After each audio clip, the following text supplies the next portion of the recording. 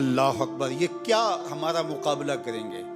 ये गाय का पेशाब पीने वाले, आबे जमजम पीने वालों का मुकाबला कैसे कर सकते?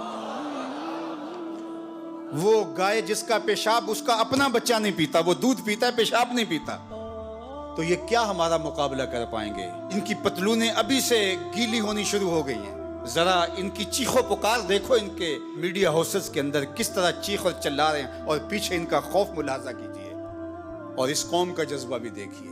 अभी ड्रोन बाद में गिरता है, ये पहले पहुंचे हुए होते हैं।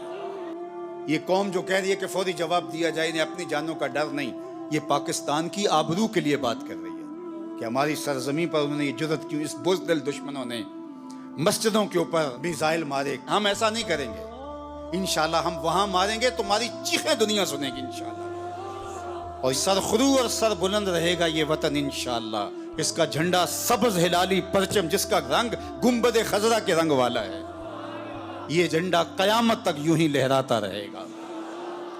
रसूलुल्लाह की निगाह का फैजान है ये वतन, औलिया की नजरों का फैजान है ये वतन। इस वतन को मिटाया नहीं जा सकता, कयामत तक ये वतन बाकी रहे।